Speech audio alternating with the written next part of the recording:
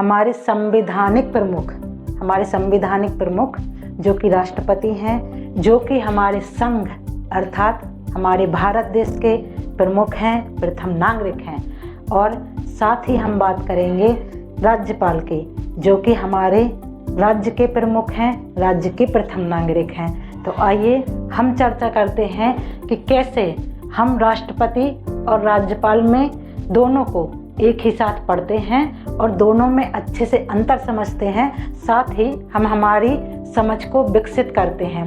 क्योंकि राजनीति एक ऐसा विषय है जो हमें वर्तमान की परिस्थितियों, साथ ही साथ भविष्य की परिस्थितियों में क्या होने वाला है, उन सब चीज़ों का ज्ञान कराता है। तो इसलिए सबसे पहले जो हम अपना पहला लेक्चर पढ़ेंगे उसमें हम ये पढ़ेंगे कि राष्ट्रपति क्या हैं, राष्ट्रपति कैसे बनते हैं, उनके पास कितनी शक्तियाँ होती हैं, क्या क्या उनके पास ऐसे पावर होते हैं जो किसी और के पास नहीं होते हैं, साथ ही राज्यपाल के पास ऐसी कौन सी शक्तियाँ हैं।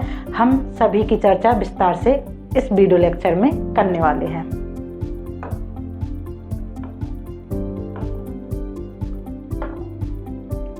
सबसे पहले हम बात करेंगे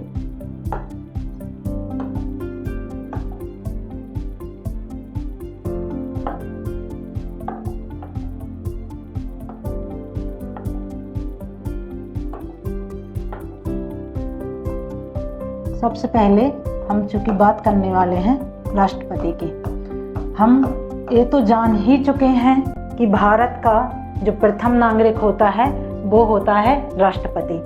अब राष्ट्रपति का पद आया कहाँ से है? संविधान में ऐसा कौन सा अनुच्छेद है जो हमें बताता है कि राष्ट्रपति कौन होगा, राष्ट्रपति के पास कौन सी शक्तियाँ होंगी, राष्ट्रपति क्या क्या कार्य करेंगे? तो अनुच्छेद की अगर हम बात करते हैं तो अनुच्छेद 52, अनुच्छेद भारतीय संविधान का अनुच्छेद 52 है, जिसमें हमें बताया गया है कि भारत का एक राष्ट्रपति होगा। अब जो हमारे राष्ट्रपति होते हैं, इनका जो कार्यकाल होता है वो होता है 5 वर्ष का। इनका कार्यकाल होता है 5 वर्ष का। साथ ही साथ जब इनकी नियुक्ति की जाती है तो सबसे पहला जो प्रश्न यही उठता है कि ठीक है भाई, अनुच्छेद 52 हमें पता है कि राष्ट्रपति होगा भारत का, लेकिन राष्ट्रपति की नियुक्ति होगी कैसे? तो राष्ट्रपति की नियुक्ति के लिए चुनाव होता है, लेकिन चुनाव कौन सा होता है? चुनाव होता है अप्रत्यक्ष चुनाव। यहाँ पे प्रत्यक्ष चुनाव नहीं होते हैं। प्रत्यक्ष चुनाव वो होते हैं जो सीधे आम जनता के द्वारा चुने जाते हैं। जैसे हमारे जो विधायक होते हैं वो हम सीधे निर्वाचन के द्वारा चयनित किए जाते हैं, तो उसमें क्या होता है? वो होता है प्रत्यक्ष चुनाव। यहाँ पे राष्ट्रपति महोदय का होता है अप्रत्यक्ष चुनाव। तो अप्रत्यक्ष जो चुनाव होता है, इसमें जो रहता है, इसमें जो हमारे सांसद प्रतिनिधि रहते हैं, कहाँ पर? संसद में। संसद में जो हमारे सांसद प्रतिनिधि हैं, उनके द्वारा राष्ट्रपति महोदय का जो है वोट के माध्यम से, प्रत्येक वोट का एक वैल्यू होता है। हम सभी जानते हैं कि जो संसद बनती है, संसद में लोकसभा होती है और राज्यसभा होती है। जब आपकी राज्यसभा होती है और लोकसभा होती है, इन दोनों को मिला के आपकी संसद बनती है। और एक बात और इसमें यह है कि सिर्फ राज्यसभा और लोकसभा मिला के संसद नहीं बनती है। इसमें आपके जब राष्ट्रपति होते हैं तभी संसद आपकी पूर्ण मानी जाती है। तो राष्ट्रपति का पद इतना महत्वपूर्ण है कि आपके संसद में राज्यसभा, लोकसभा और प्लस राष्ट्रपति होंगे। अब चूंकि हम बात कर रहे थे कि राष्ट्रपति का चुनाव जो होता है अप्रत्यक्ष रूप से होता है, अब चूंकि वो सीधे आम जनता के माध्यम से तो चुना नहीं जा रहा है, तो इसका मतलब ये है कि जब अप्रत्यक्ष चुनाव होगा तो वो सांसदों के माध्यम से होना है। तो इसमें हम सभी जानते हैं कि जो अपने सांसद होते हैं वो प्रत्येक राज्य के वहाँ पे प्रतिनिधित्व करते हैं। सभी हमारे राज्यों से वहाँ पे जो है अपने सांसद जाते हैं और हर एक स्टेट का एक पैरामीटर रहता है कि यहाँ पर क्षेत्रफल के अकॉर्डिंग, आपकी जनसंख्या के अकॉर्डिंग कितने जो हैं सांसद चुने जाएंगे। जैसे हमारे मध्य प्रदेश की बात की जाए तो यहाँ पे 11 जो हैं वो लोकसभा की सीटें हैं। 11 जो है वो आपकी राज्यसभा की सीटें हैं और आपकी 29 जो हैं वो लोकसभा की सीटें हैं। अब ये डिसाइड करता है कि सीटें कितनी होंगी, ये परिसीमन आयोग डिसाइड करता है। जब परिसीमन आयोग आता है तब तक इन सीटों में बदलाव देखने को मिलता है, क्योंकि समय के साथ क्षेत्रफल के अकॉर्डिंग और आपकी जनसंख्या के अकॉर्डिंग इसमें बदलाव होते रहते हैं। तो एक महत्वपूर्ण बात ये हो गई। अब इसमें जब अप्रत्यक्ष चुनाव होते हैं तो अप्रत्यक्ष चुनाव के माध्यम से सांसदों के द्वारा राष्ट्रपति का चयन किया जाता है। तो इसमें वोट की एक गणना की जाती है। जैसे अगर हमारे टोटल सांसद जो भी संख्या रहती है उनका एक वोट होता है, उस वोट का एक कि ये वोट जो है वो इतनी संख्या का रहेगा, तो उस वोट के हिसाब से कार्य किया जाता है। तो ऐसे जो है हमारे चुनाव हो जाता है राष्ट्रपति महोदय का। अब चुनाव इनका हो गया भाई, अब उनका जो चुनाव किया है वो सांसदों के माध्यम से हुआ है। तो इनके पास हम पावर की बात कर लेते हैं कि कार्यपालिक शक्तियाँ कौन सी होती हैं। हम ये समझ गए थे कि जो हमारा राष्ट्रपति होता है वो संवैधानिक प्रमुख होता है। संवैधानिक जब कोई प्रमुख होता है तो इसमें क्या रहता है कि संविधान में सबसे जो हमारा कार्यपालिक प्रमुख रहेगा वो हमारा राष्ट्रपति रहेगा, लेकिन जो वास्तविक कार्यपालिका की शक्ति रहेंगी वो रहेंगी प्रधानमंत्री के पास। हम सभी जानते हैं कि जो हमारे राष्ट्रपति होते हैं, कोई भी विधेयक जो पारित किया जाता है संसद के माध्यम से, उसका केवल अनुमोदन जो होता है राष्ट्रपति महोदय के माध्यम से होता है। हालांकि कुछ विशेष परिस्थितियां ऐसी होती हैं जिनमें राष्ट्रपति महोदय को वीटो का भी अधिकार है। वीटो का अधिकार मतलब ये होता है कि राष्ट्रपति बिना कुछ कहे, बिना कोई निर्णय दिए अपने पास उस विधेयक को रख सकता है। इसका मतलब ये है कि एक ऐसी शक्ति है राष्ट्रपति के पास जिस शक्ति के लिए कोई उनसे प्रश्न नहीं कर सकता है कि आपने ये विधेयक अपने पास क्यों रखा है। ये होता है वीटो अधिकार, और अभी तक सिर्फ इतिहास में एक बार वीटो अधिकार का प्रयोग किया गया है।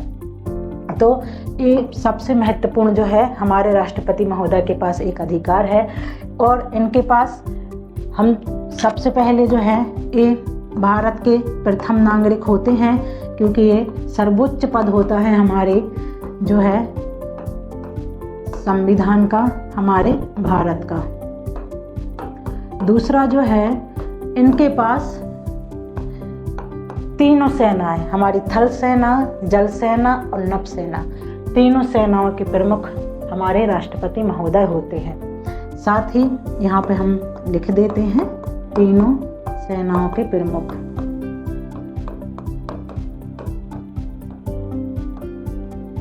राष्ट्रपति महोदय।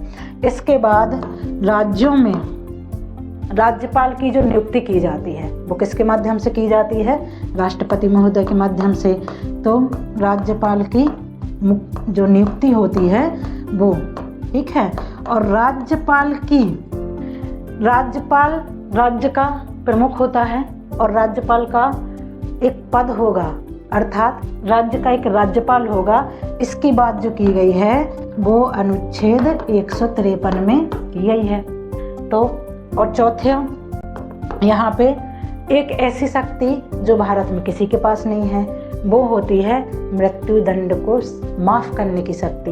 राज्यपाल भी राज्य का प्रमुख है, लेकिन राज्यपाल किसी की जो सजा होती है अपराधी की उसको कम कर सकता है, लेकिन माफ नहीं कर सकता है। माफ करने का अधिकार केवल और केवल राष्ट्रपति के पास होता है। तो मृत्यु दंड को जो माफ करने का अधिकार है वो राष्ट्रपति के पास होता है।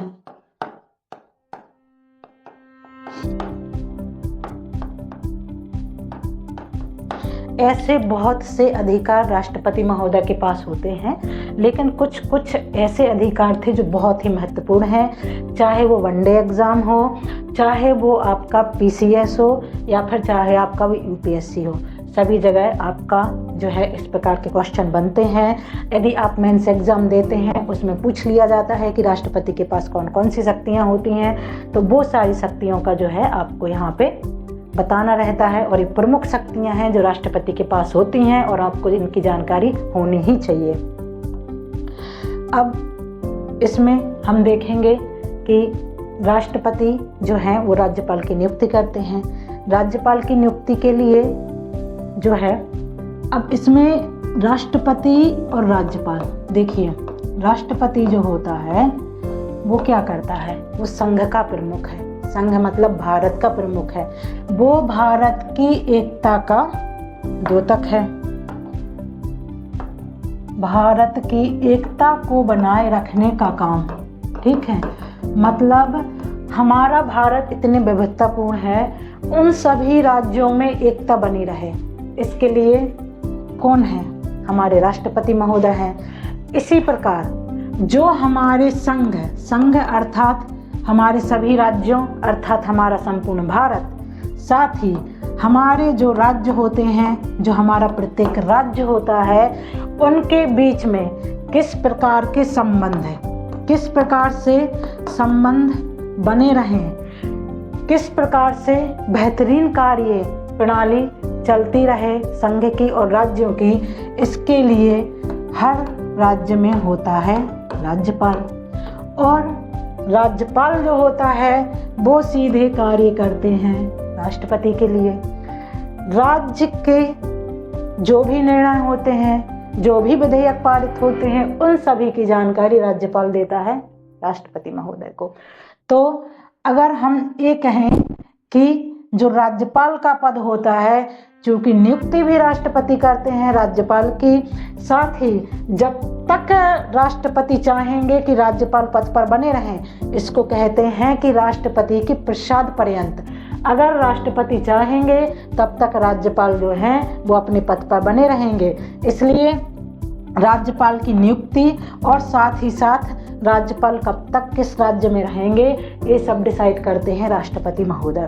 तो राष्ट्रपति महोदय का पद इतना महत्वपूर्ण है कि जो संघ और राज्य में संबंध स्थापित करने वाली कड़ी हमारा राज्यपाल है, उनके लिए डिसाइड करता है कि राज्यपाल कैसा होगा राज्य में। साथ ही राज्यपाल के लिए भी ये शक्तियाँ हैं कि कुछ मामलों में यदि विधेयक पारित होता है, राज्य द्वारा जो विधेयक पारित होता है, वहाँ भी राज्यपाल के उसमें साइन होते हैं। उन्हीं की अनुमति के बाद वो विधेयक की अधिसूचना होती है, वो विधेयक माना जाता है, मान्य होता है। तो यदि कुछ ऐसे विषय हों कि राज्यपाल को लग रहा है, क्या लग रहा है, यदि राज्यपाल को लग रहा है कि इस विधेयक अगर ये पारित हुआ तो इससे राष्ट्र की एकता और अखंडता को, सुरक्षा को, राष्ट्र की एकता और अखंडता की जो सुरक्षा है उसके लिए वो सही नहीं है, तो फिर क्या होगा, फिर राज्यपाल के पास एक अधिकार आता है। इसमें भी विवेक की शक्तियाँ हैं। राज्यपाल क्या करेगा कि उस विधेयक को, जो उन्हें लग रहा है कि यह विधेयक सही नहीं है, ये राष्ट्र की एकता और अखंडता के लिए नकारात्मक परिणाम देगा, वो क्या करेंगे, राष्ट्रपति की अनुमति के लिए आरक्षित कर लेते हैं। राष्ट्रपति की अनुमति के लिए जब आरक्षित हो जाता है, फिर कोई सवाल नहीं कर सकता है कि ये विधेयक कहाँ गया, क्या हुआ। अब जब राज्यपाल चाहेंगे, राष्ट्रपति महोदय के पास रहेगा, अच्छे बढ़िया से राष्ट्रपति महोदय उसको जांचेंगे, देखेंगे, फिर इसके बाद अगर वो अनुमति देते हैं तो विधेयक पारित होगा, नहीं तो विधेयक वहीं पर खत्म हो जाएगा। इसका मतलब क्या है, सीधा सीधा मतलब है कि राज्यपाल जो भी कार्य करेंगे, राज्यपाल के द्वारा जो भी कार्य किए जाएंगे, कोई भी कार्य ऐसा नहीं होगा जो कि केवल राज्यों के हित में हो। कोई भी विधेयक ऐसा पारित नहीं किया जा सकता है जो केवल राज्य की एकता और अखंडता के लिए बस हो। वो कोई भी विधेयक ऐसा नहीं हो सकता है कि वो राज्य के लिए तो सही है लेकिन संघ के लिए गलत प्रभाव डाले, क्योंकि हमारा जो भारत देश है उसकी सबसे बड़ी बात यह है कि राज्यों से मिलकर संघ बना है। संघ राज्यों के लिए नहीं है, राज्यों से मिलकर संघ बना है, और इसलिए राज्यों में राज्यपाल की नियुक्ति की जाती है कि हम अपने जो राज्य और संघ के जो संबंध हैं उनको मजबूत रख सकें। इसलिए सीधा सीधा ये बनाया गया है कि राज्यपाल कोई भी ऐसे विधेयक को पारित होने ही नहीं देंगे जो केवल राज्य के हित में हो और संघ के हित में ना हो। इसलिए हमारी एकता और अखंडता बनी रहे, इसलिए हमारे राष्ट्रपति का और हमारे राज्यपाल का दोनों ही पद महत्वपूर्ण हैं। लेकिन कभी कभी कुछ मामलों में ऐसा देखा जाता है कि राज्यपाल महोदय के पास जो विवेकी शक्तियाँ होती हैं, इतिहास में 1-2 बार ऐसा हुआ है कि उन विवेकी शक्तियों का अनुचित प्रयोग भी हुआ है। कई मामलों में ऐसा देखा जाता है, सरकार को गिराने में, सरकार को बनाने में कुछ मामले ऐसे होते हैं कि राज्यपाल के लिए ये दोषारोपित किया जाता है कि भाई ये सही नहीं था, ये कार्य जो इनकी विवेकी शक्ति का प्रयोग किया गया था वो सही नहीं था। कुछ मामले ऐसे होते हैं। बकाया हमारे जो राज्यपाल महोदय हैं उनका प्रमुख कार्य यही होता है कि राज्य की भी एकता बनी रहे, साथ ही साथ हमारे संघ की भी, अर्थात हमारे भारत देश की एकता बनी रहे। इसके बाद हमारे जो राज्यपाल होते हैं इनके द्वारा हमारी जो पीएससी अर्थात लोक सेवा आयोग, लोक सेवा आयोग के जो अध्यक्ष वगैरह होते हैं उनकी नियुक्ति की जाती है। साथ ही जो पीएससी के माध्यम से जो चयनित ऑफिसर होते हैं, जो चयनित हमारे अधिकारी होते हैं, उनको जो है नियुक्त किया जाता है, लेकिन जो है हटाया नहीं जाता है। तो हटाने के लिए एक जो है लंबी प्रोसेस रहती है। ऐसे ही जो है लोक सेवा के माध्यम से जो चयनित अधिकारी हैं वो ऐसे ही नहीं हटाए जा सकते हैं, उसके लिए एक लंबी प्रक्रिया चलती है।